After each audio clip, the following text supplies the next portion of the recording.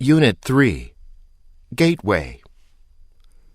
Coming of age in the 18th and 19th centuries, the personal diary became a centerpiece in the construction of a modern subjectivity, at the heart of which is the application of reason and critique to the understanding of world and self, which allowed the creation of a new kind of knowledge. Diaries were central media through which enlightened and free subjects could be constructed. They provided a space where one could write daily about her whereabouts, feelings, and thoughts. Over time and with rereading, disparate entries, events, and happenstances could be rendered into insights and narratives about the self, and allowed for the formation of subjectivity. It is in that context that the idea of the self as both made and explored with words emerges. Diaries were personal and private. One could write for oneself, or, in Habermas's formulation, one would make oneself public to oneself. By making the self public in a private sphere, the self also became an object for self-inspection and self-critique. Exercise 1. In the past, there was little genetic pressure to stop people from becoming obese.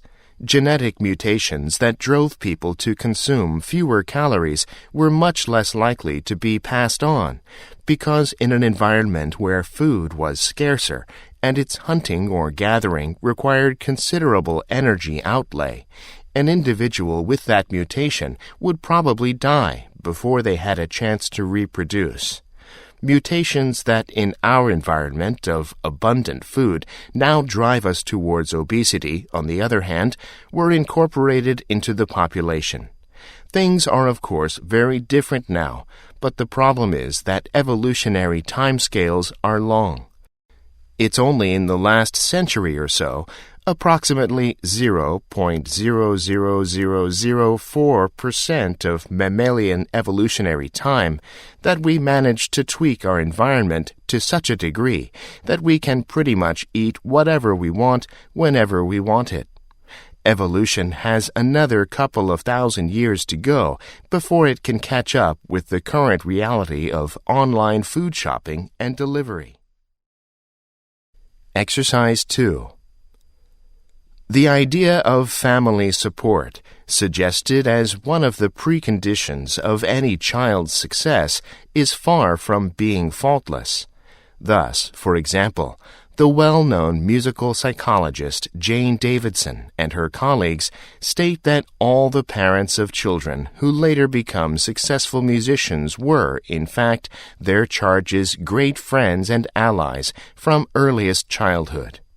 If the great jazz musician Sidney Bechet were to hear of such a conclusion, he would be surprised indeed.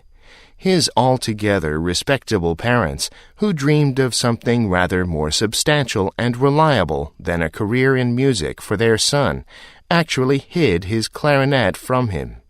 Robert Schumann's mother, the widow of a publisher and literary translator, reconciled herself only with difficulty to her son's choice of music as a profession, while Christoph W. Gluck, the great reformer of opera, was forced to roam about Italy and Bohemia after being expelled from home by his father. Even some of the great musical geniuses, it is clear, were given switches and coal by an unkind fate instead of the presents other youngsters received. The universal support given by parents to beginning musicians turns out, upon closer examination, to be a myth. Exercise 3. A key feature particular to stories is that they have the ability to transport the reader.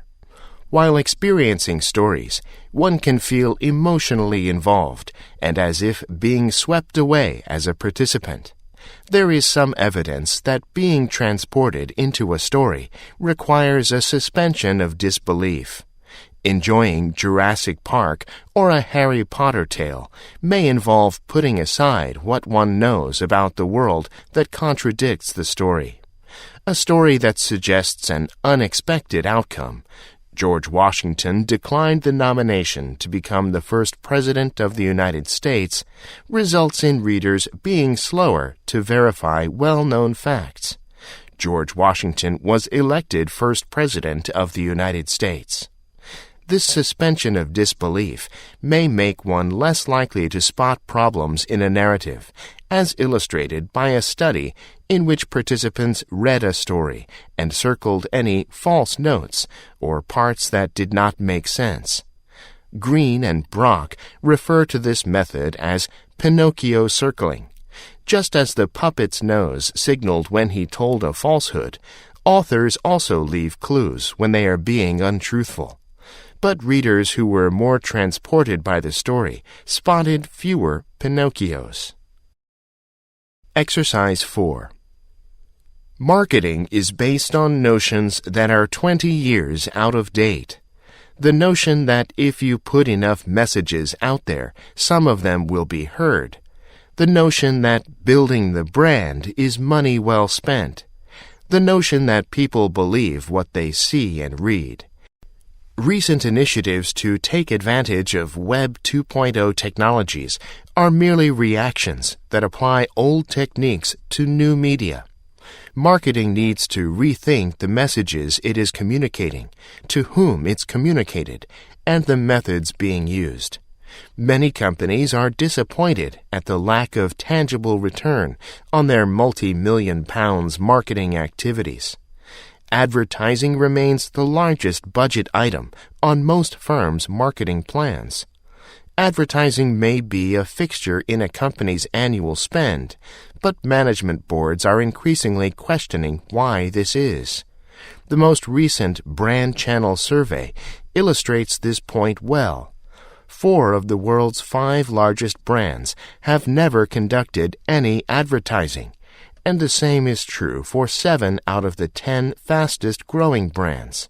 There is no proven causal relationship between advertising and financial performance, and advertising is just the tip of the melting marketing iceberg.